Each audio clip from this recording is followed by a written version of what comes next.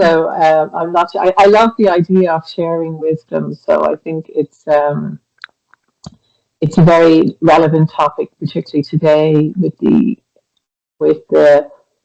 what's the word I'm looking for, with the fast-paced change that AI is bringing, and I think it's actually something that we need to be very mindful of. That not losing wisdom and kindness and thoughtfulness, when machines are making decisions for us and making suggestions, that we also remember the human side of things. So I think getting the balance right is important. Beautiful. And since you already started like that, let's continue the conversation this way also, okay? Yeah, Yeah, so no Sharon, problem. it is an honor for our audience to have an idea of who you are and the work you are doing. So please introduce yourself first, would you? Yeah, so my name is Sharon Dehmel, and I work with scaling companies or small to medium-sized businesses who are looking to empower their leaders. Very often, the sort of companies I work with don't have the resources of big companies where they have full-time HR and coaches and a lot of training budgets and things like that. So a lot of the learning is by doing. And I'm a big believer in empowering people. I think that people, a little bit of what you're talking about today, people actually know more than they realize. We spend so much of our time focusing on what we don't know instead of tapping into what we actually do know. And I think that's very powerful, particularly when you're working with younger leaders where they realize they actually do know a lot. They've had experiences, both positive and negative, and tapping into that. So I help them to scale fast. I'm a big believer in perspective taking. I think it's one of the things we forget. It's what it's like for the person on the other side of the Zoom screen or the table or even our clients or our colleagues. And I think that that can bring very powerful decision making when we tap into that. So I, I provide a blend of actual leadership development and also bringing in the business side of things, particularly when you have subject matter experts, let's say their background is engineering or IT, and they won't necessarily have had much interaction with business models and strategic thinking. So I like to bring all of those elements together, but at their pace and in a very empowering way that they feel I can do this. Wow. Wow. And that I'm sure our audience will be benefiting from your wisdom over the years of working, helping people to grow. Before we get there, okay, I want to ask you, what have you done recently that you look totally different, totally, like amazing, Oh, fabulous? you know what I've done recently is I've decided I'm going to age disgracefully. And part of that is I did my first 10K actually in September, and I'm doing my next one now in December. So I guess it's me, because I think I also believe that we are so much better as leaders, as coaches, as people, when we're actually pushing ourselves to do something that is not easy, that really stretchable. I think it allows you to show up with humility with others when you're doing something that isn't in your comfort zone. So for this year, that was my goal, was to get fitter, um, and all of the benefits that come with that, both in terms of just feeling better, having more energy, but also doing things. A lot of people in my age would say, "Oh, you're too old to be doing things like that," and I'm going, "No, I'm not." You're never too old. You're never too old to take responsibility for your own fitness. So I think probably that's what you're seeing as the result of that. And enjoying it. I've never seen, I think it's one of the things I do a lot of with my leaders is our identity and how we see ourselves. So I've never seen myself as a sporty person. Mm. But I do see myself as somebody who's responsible for their health going forward, particularly in this day and age. We spend so much of our time in front of a screen, even you and I today. It would be so much nicer to be walking along side by side, but we're doing it here. Um, So I think for me, it's that shift in mindset about how I see myself.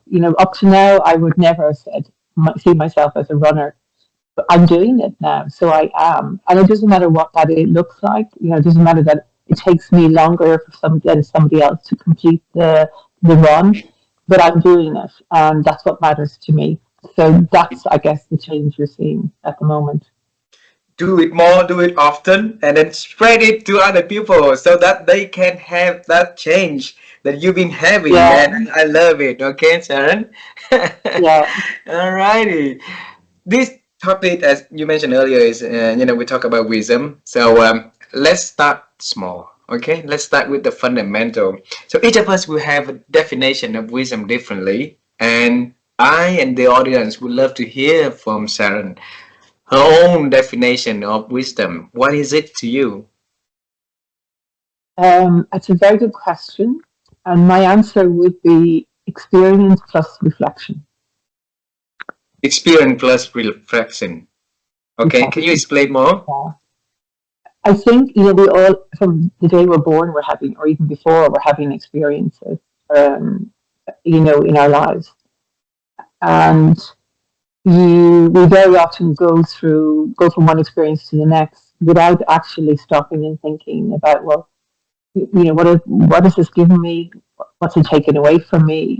How has it challenged me? How has it helped me grow? How has it helped me learn? And it's that reflection piece for me is where wisdom comes from. Because it's only when we look back and reflect on what we've just been through that we gain wisdom and insight. So, you gave a wonderful example of your grandfather. Um, I think older people, we see, or we tend to see older people and we recognize they have a lot of wisdom. Because unlike your grandfather, a lot of older people slow down, as they get older. Um, but part of that process is reflecting on what went well and what didn't go well in your life, what you're proud of, what you're not proud of. And I think that that's where, and regardless of age, I think it's one of the things that I love when I'm working with people, particularly younger people, is actually getting them to think about the wisdom they've already started to accumulate on their journey. Hmm. Um, because sometimes I see that they think, oh, I haven't done this and I haven't done that. And I know they haven't. But in order to get where they are today, they have had a lot of experiences, both good and bad. But it's only tapping into those that Hmm. they actually get wisdom, their own wisdom, because it's a lot more powerful when you Hmm. talk about your own experiences. Like I know we can read all these amazing stories of people who have overcome incredible challenges, and they can be incredibly inspiring. But there's nothing like the experience you have, the holes in your own shoes. They're the ones that really have a big impact on us, and also for me. And I think it's that's what inspires me, and for me, that's where wisdom comes. Wisdom only happens when we actually stop and look back. And I'm not a believer in spending our life looking, in the past, and because that can bring a lot of people. They say people can be, if you're living in the past, you can be quite depressed. But it's looking back to learn forward. So looking back to see, okay, what went well, what didn't, what can I learn from this? Not to think, oh, I did this bad. And yeah, you did. We all make mistakes. So you're not going to get it right. That's what life is about. It's all of these learning moments that we have. So for me, that's what sums it up is the actual experience plus reflection. Okay. So that two puzzle we're gonna unveil today, unveil that secret today. Okay. So experience, then reflection. So let's Yeah. start with experience. What is it, and how can we define it? In our life. How can we know it in our life? I think, there's a lot of discussion around mindfulness and being in the present moment. And I was actually at the Web Summit recently, and it was mind blowing how incredibly fast things are changing and things will change.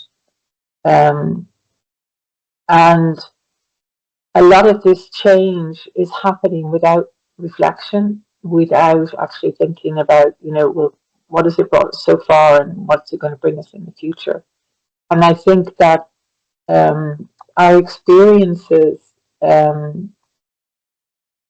both that we have as children, as young adults, as mature adults, they're all very different. And sometimes we get to a certain stage where we stop to think, we forget to think about what we've learned.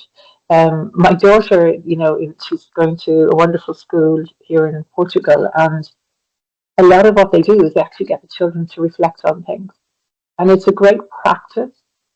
So if you ask her about something, she'll automatically have already, because it's become a habit that she has learned through the school teaching her, when you do an exam or do a test or do something and you get feedback and what did you learn from it and what you're happy with. So they even ask them to give their reflection before the teacher ever gives them their grade. So that they're actually making the decision themselves, but they also give them a framework. And that framework is, this is not about, it's easy to criticize. It's easy to say, oh, this was wrong and that you didn't do well here. But it's much harder to say, well, actually, no, this was wrong, but I know why it wasn't. Maybe the part that I had in that experience, which maybe I didn't study enough, or maybe I didn't pay attention, maybe I was distracted in that moment. But the most important part is what are you going to do with that information? Because we're all going to have those moments. And I think when you start, I see so often people are so quick to criticize themselves. Like I work with a lot of different leaders, and the first thing, the list is so long. One of the questions I ask people is, what are your bottom strengths? What are the things that you're not good at doing? And they are so good at listing off all of those things. There's people, we're so quick to criticize ourselves. We're very hard on ourselves. And we don't actually look on what we are good at and what we have, how we've improved and what we've done well so far. And I think when we keep ourselves in that constant state of not good enough, not good enough, we're not actually learning. We're just constantly moving forward without bringing the insight and the knowledge with us so that we can build on that going forward. Does that make sense? I'm not sure if I'm going off topic. That really, really deep thinking right there, insights for us to think. So what could we do to stop being so criticizing ourselves, to help us to be, like as ease and open to the learning experience, so that we can, like get the best of it and then move forward with the lesson that Yeah. we can learn from it. It's interesting because, criticism is something that's hugely impacted by our culture. So, depending what culture you're from, Mm. we all have experienced, parents or teachers, and their idea of what good criticism or reflection looks like. And very often our children, we take on that mantle. So it's almost like we're handed this mantle of what it's like to, because it's easy, you didn't listen, you didn't do this, you didn't do that. And I do understand that culturally it can very much differ. I'm from Ireland. Um, in your country, how feedback is given through teachers' education in the home is very different. So I'm not a believer in one size fits all. I think you have to be mindful of where people are coming from. Mm. And some cultures are a lot more direct than others. So in some cultures it's perfectly acceptable to be very, strong and critical. And if I'm from a culture where I'm not used to that, where we tend to be a little bit more indirect, then I can become very offended. So I think you have to think about how you see it in your own space. I don't believe in imposing, what good looks like in my world into your world. I think that you have to decide that. But I guess what's the outcome that you want? How do you want to feel? So if you are, I very often, one of the things that I think is hugely important, in order to have wisdom, you have to have resilience. Oh, okay. And Because why? it's hard to keep going. And particularly when we do get criticism, and sometimes that criticism can cut us to the core. And other times we just feel like we're so busy looking at what we haven't achieved, we don't realize how far we've actually come already. And at that very moment, I think sometimes, because you see people who overcome incredible challenges, either health challenges or, from rags to riches, incredible stories. But there's one thing that a lot of those people have, and that is incredible resilience. It's not that they don't hit ground zero. It's how they get back up.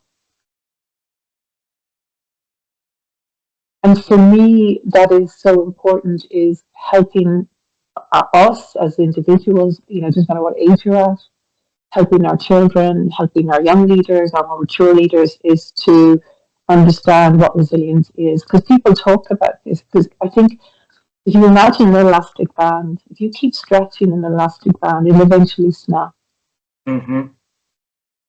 But it's that wide stretch that allows you to reach, its potential without actually breaking it. And resilience is so important. It's almost that capability to be able to say, okay, that didn't go well. I really made a mess of that, or I didn't get that job, or I didn't pass that exam, or whatever.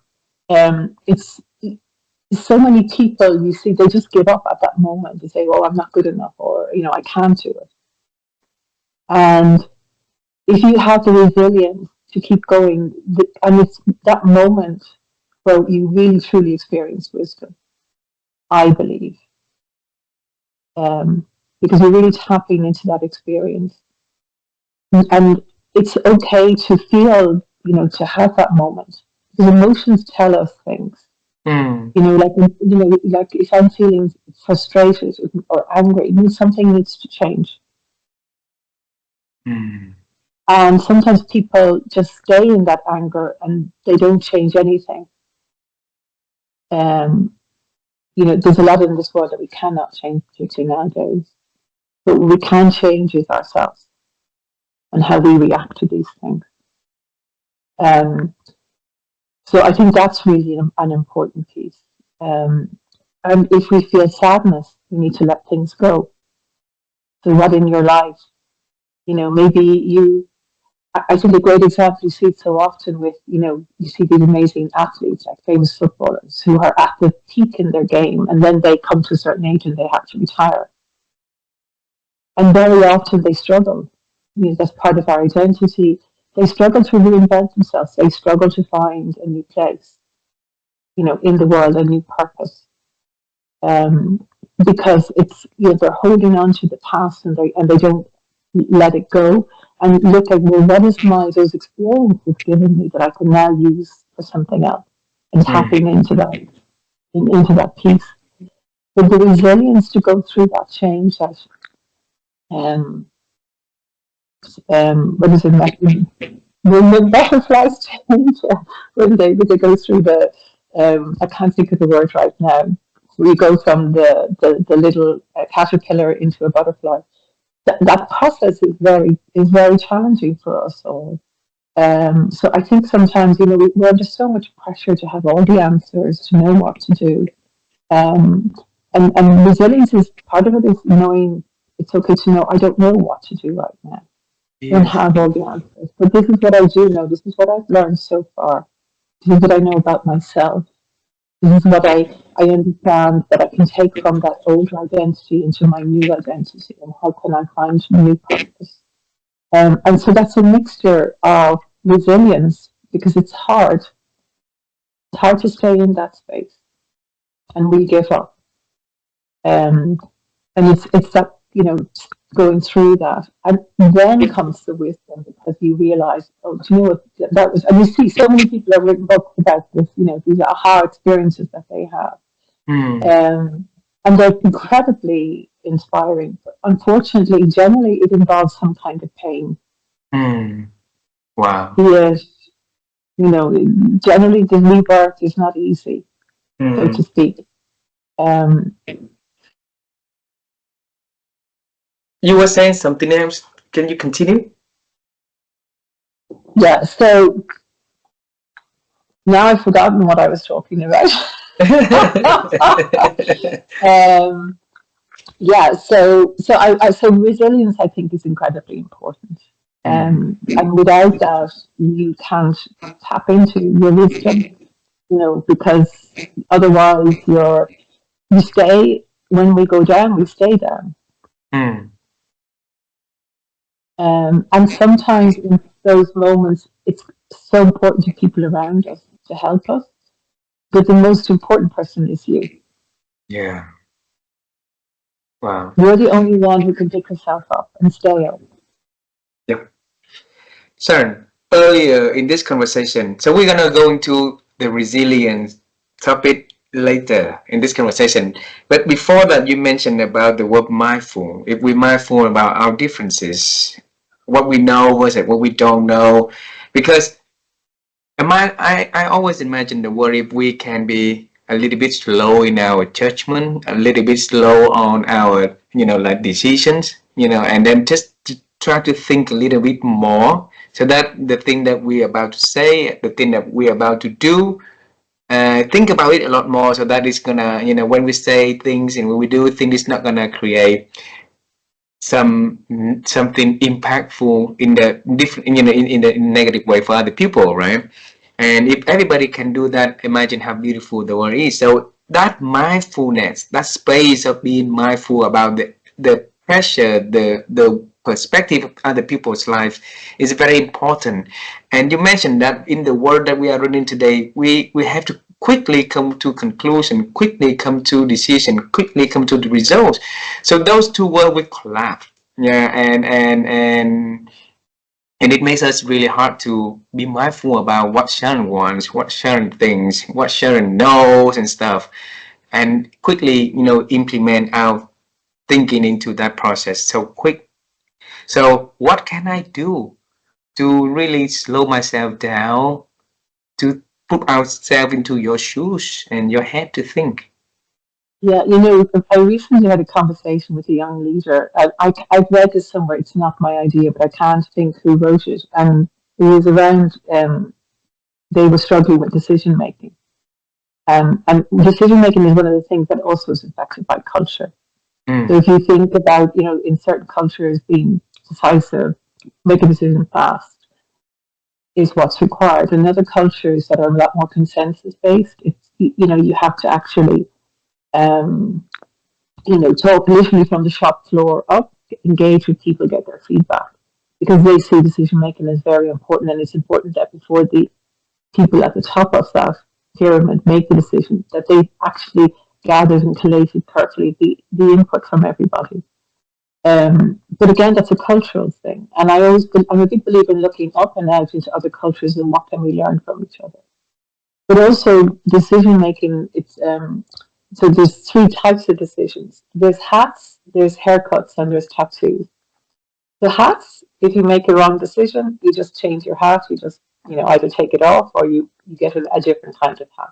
So the long term impact is not um, going to be mm, um, very good or bad. The second one is a haircut. So if you think about it, when you get, I don't know if you ever, my mother used to cut our hair when we were young in Ireland. Oh, we didn't have the best haircut, shall we say, we were young kids. It was pretty basic. And we all had the same haircut. Um, but eventually it'll grow out after a couple of months, So if that decision was not the right decision, then after a couple of months, we can revert back or make another one. And then there's the tattoo decision, which is a lot more permanent. Now, obviously, with mm, today's technology, you can remove one. But if it's a decision that is actually going to effectively be there for a very long time or forever, then we do need to slow down and we do need to get other people's perspective.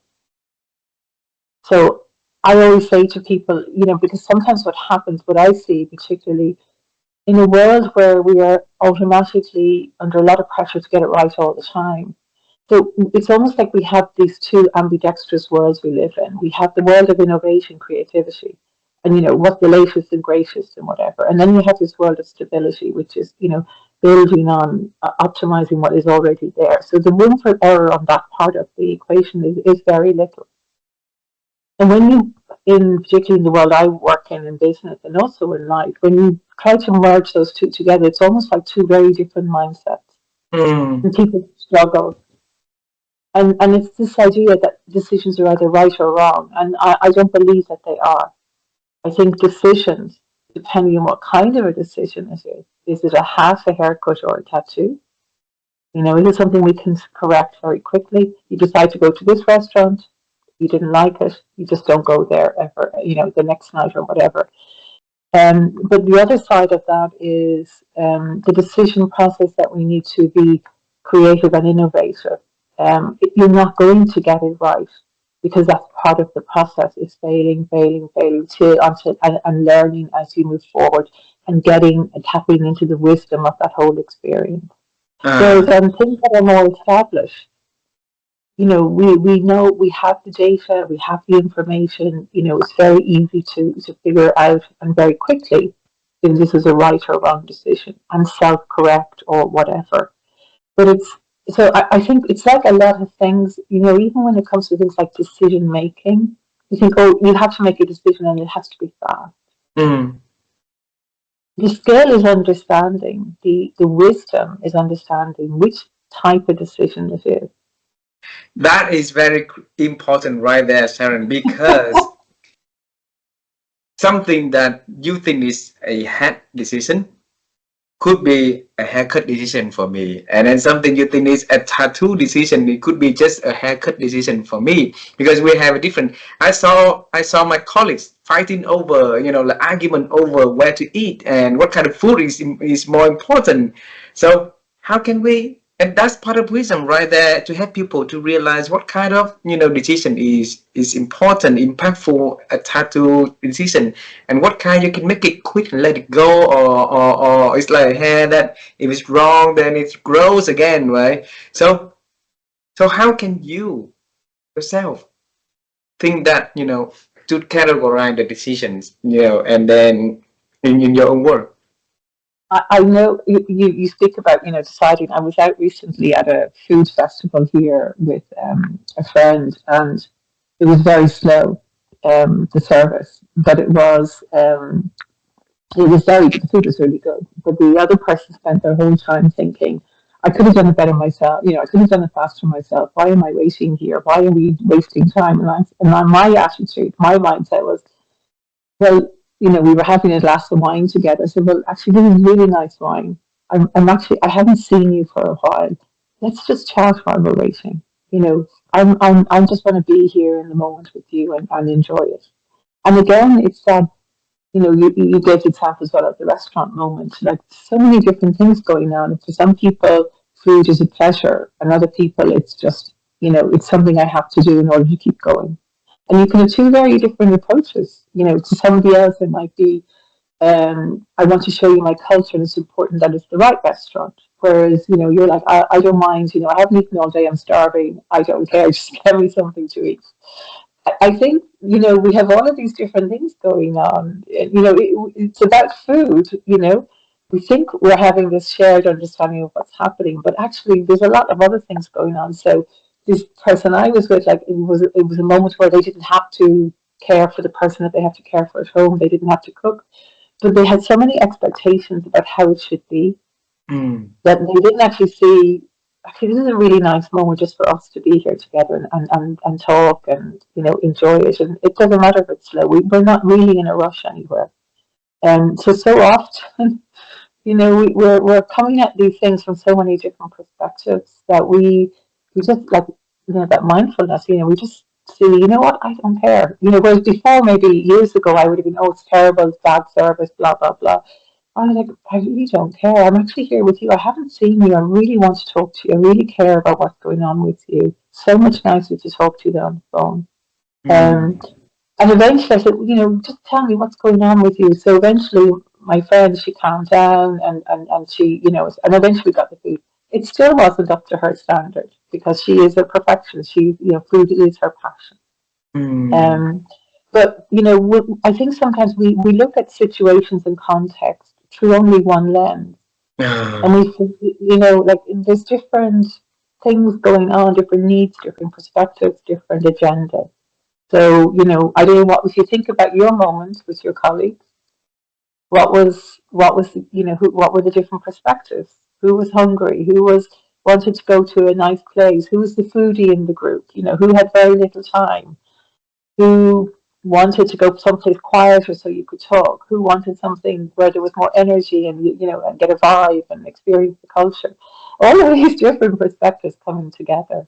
wow. So, what's a good decision and what's a bad decision really does depend on where you're coming from. Mm.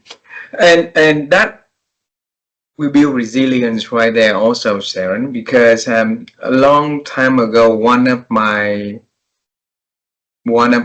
mentor, so she was my boss, and she said that because you care so much for people, you put so much energy and resource to understand what people want, and then it seems like people are pretty practical for a lot of things. You get quick, quick, quick, right? So you didn't get things in return for what is that for you, and you becoming like feeling painful through that process because it's only you thinking about what is that eating for that person, how where are we gonna go, what the budget is fit for everybody, but less not a lot of people will think of what is that for you, Sharon, right? So you mentioned about create a space for the other person to open and speak up, right? So what can we do to do that so that the voice, the one that have less voice in the group, will be able to join and participate and share in the decision making process.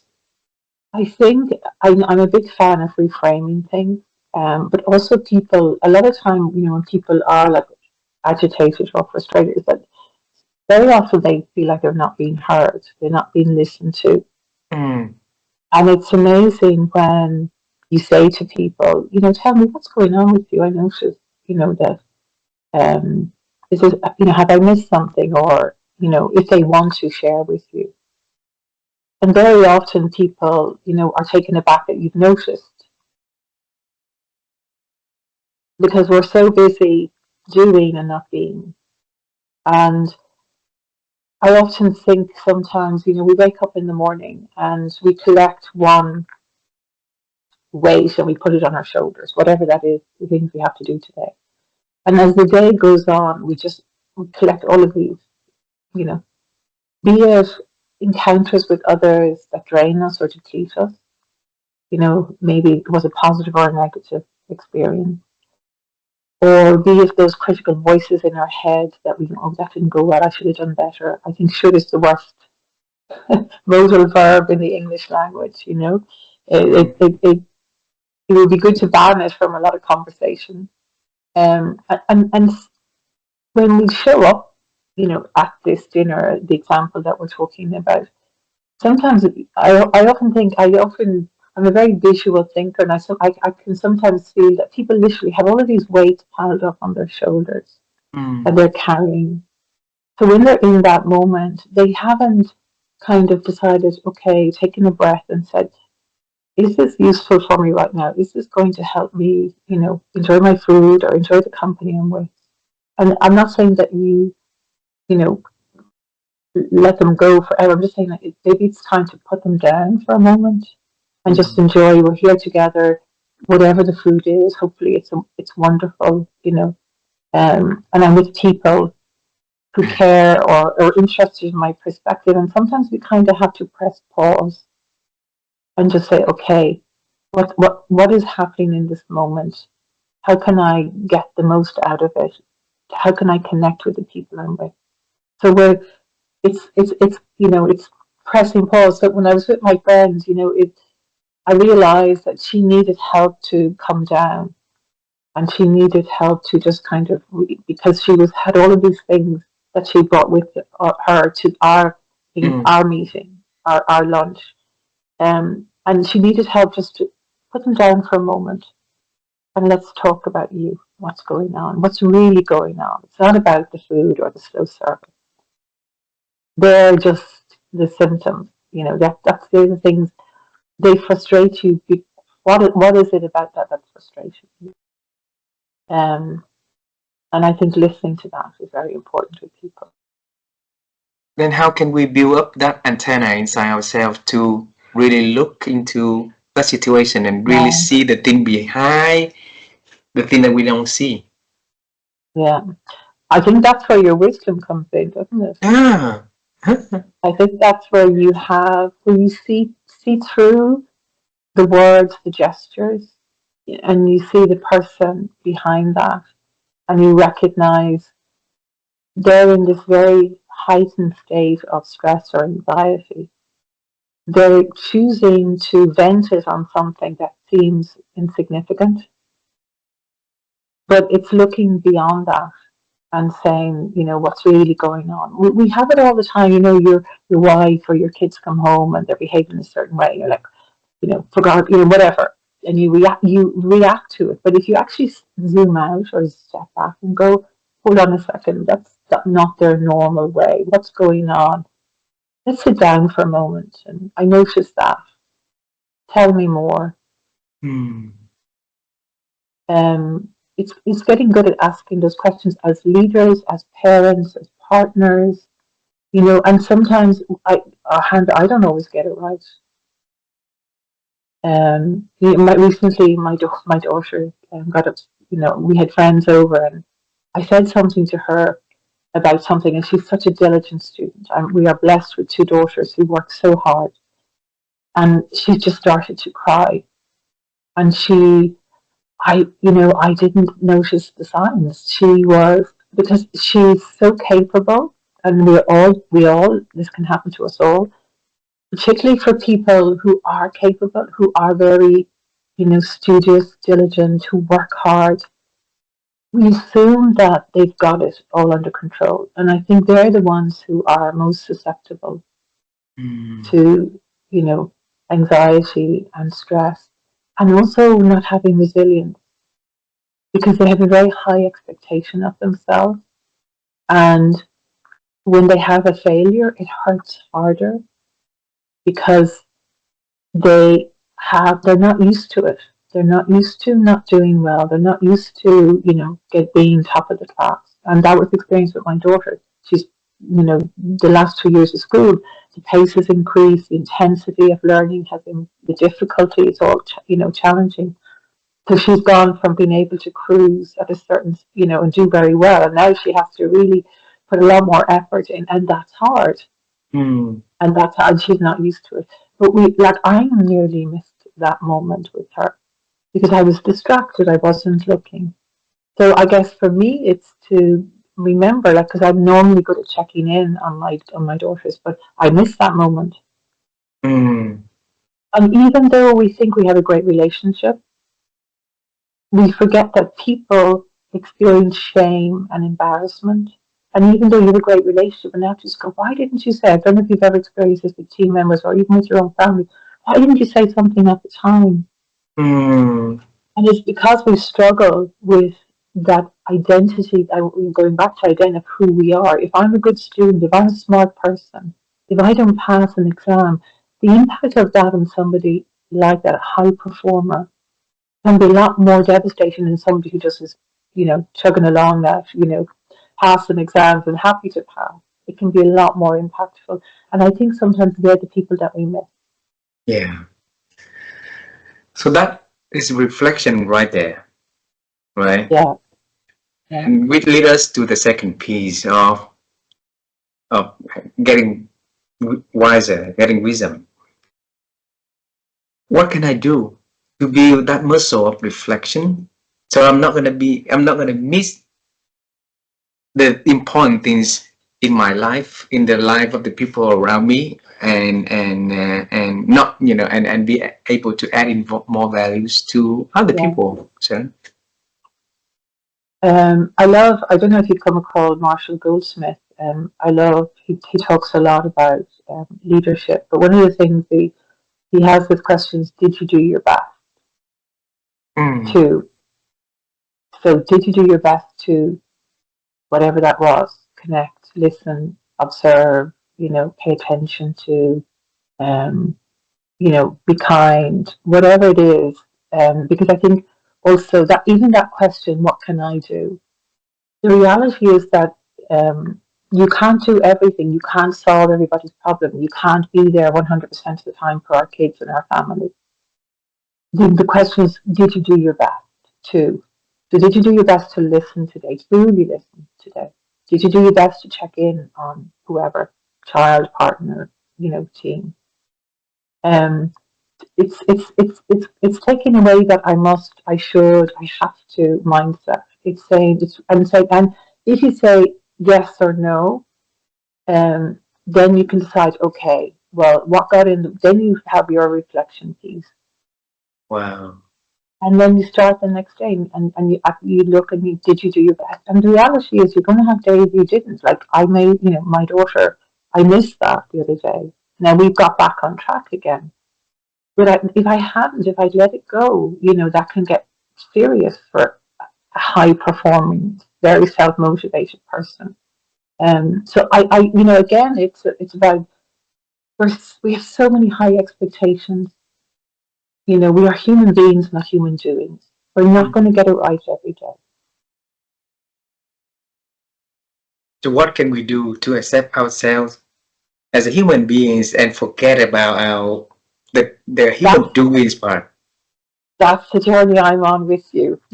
I don't have literally, there's some days you go, that was a good day, other days you go, oh, that was okay, that wasn't great, you know, um, but it's doing your best the next day and saying, okay, I didn't, this is what went wrong, this is what went well, this is what I'm going to do differently. I think it's keep asking those questions. They're my three favorite questions. What went well, what didn't go well, what would you do differently?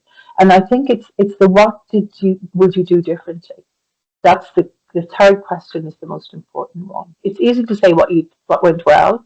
It's easier to say what didn't go well. We're all good at that. Some cultures more than others. The third one is, well, what am I going? That's where the wisdom comes. That's where the reflection comes. What am I going to do with that? How am I going to show up differently the next day? How am I going to listen better the next day?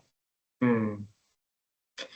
Because there's no way we show up at our best every single day. But was it good enough? You did your best under the circumstance. That's a Beautiful, different mindset. beautiful. It's interesting that you mentioned about Marshall Goldsmith. That make me feel how beautiful this planet is, the universe is. A few days back, so I started a Thanksgiving project, and so I invited a few friends that we have in common, who is friends of Marshall Goldsmith. So I say, okay, hey Dean, hey Todd, hey, people around, and say, okay, why don't we do a video together and tell the world, why we appreciate that gentleman. And then they start sending over emails, to me about it. And then in this conversation, you mentioned about that, in which about an hour ago, I post the teaser on LinkedIn, saying about, I didn't somebody that see you're it. gonna and see, Sharon. So, we never know what we do until, and then starting to see the thing connecting backward. It feels like so awesome to me, Sharon. And That's interesting. yeah, and it make me feel like I'm doing this project of wisdom. It will mean something in the future that I'm just seeing it now, but I would love to make sense of it. And that ability to reflect, to think, to understand is really diminishing for a lot of people also these days in our hamster wheel of running and running and running. So if you have a words of advice for the people how to put onto the practice of having reflection and best use of that superpower we are having, what would be that advice, Sharon? I think actually you said about the hamster wheel. That's literally running on the treadmill is where I have the amount of times I jump and the way when you're running on a treadmill and you plunk your 2 feet on either side so you don't because and then I get my phone and I go I have an idea. It doesn't matter if it's whatever that works for you, if it's walking, hill walking, yoga, meditation, swimming, wherever you find there is everybody's different. Some people struggle to meditate. Some people, whatever. It doesn't matter what, but it's actually just switching off and giving yourself that headspace to think, Mm. and whatever works for you. Because everybody tries, oh, do this, and I go, no. For example, meditation, I always fall asleep. So, and then I don't say, oh no, you're really bad at meditation. I go, I actually needed that. My body was saying I'm tired. I needed to switch off. I Ah. needed a 10-minute power snooze. Um, but the running for me is my thing. But find your thing. Like everybody is so different. So some people it could be going kayak. It doesn't matter what we do. Mm. Um, but it's switching off. It's disconnecting. In whatever space works is available to you, whatever works for you. But it is journaling. I think is really important. Mm. Writing things down. If I'm struggling, I write either on my phone or in my notebook. Journaling really helps me to get clarity. I'm a very visual writer. Like I would write a story with somebody like with wearing a cloak and how the weight of it is burdening them down. But this cloak was handed to them. It wasn't one they chose to take with them. Mm. Um, And it's very different when you take that cloak off, whatever that responsibility, whatever that thing that's wearing you, and you look at it and you say, okay, is this something I'm willing to take on? Am I happy to, move forward and take this cloak with me? And if you make that decision, then it's very different to things being imposed on you. We find that a lot with families. You have to do this, you have to behave, you have to whatever. It's very different when if your culture allows it, because again, it's not always something that we have. We don't always, but we don't always have a choice in what we have to take with us on our journeys, but it's how we choose to carry them. Yeah.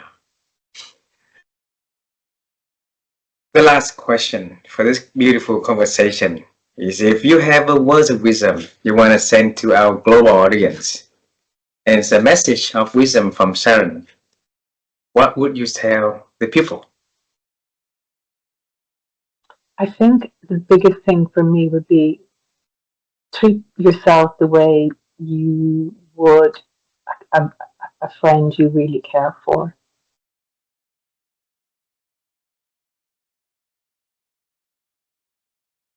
And because Well, if a friend comes to you and says, I'm in trouble, I have a problem, what do you do?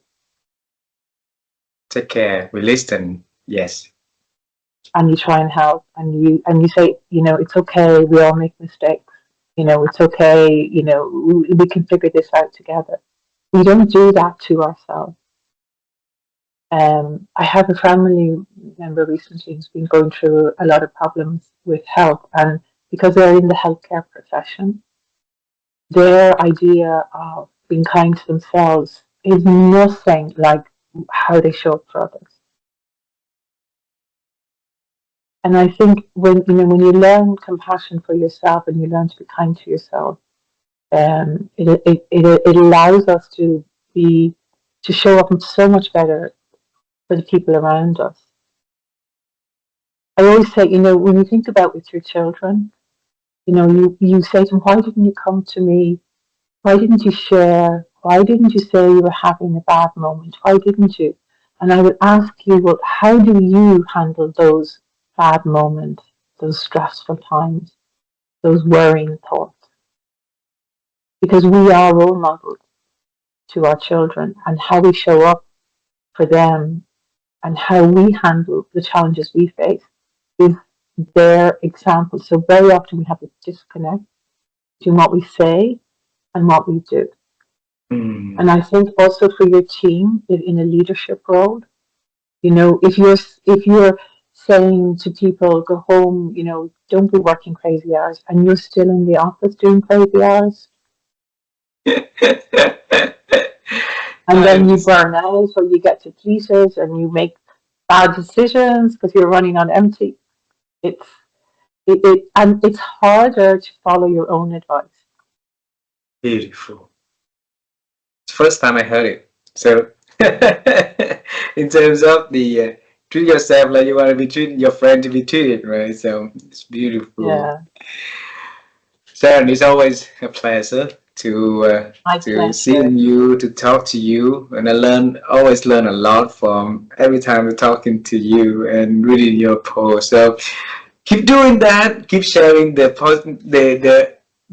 beautiful things you're doing to lighten the world, to help people to get better like this, and having many more of you in this world. It will make the world a better place for everybody. So Oh, thank thank you for you. doing that. Okay.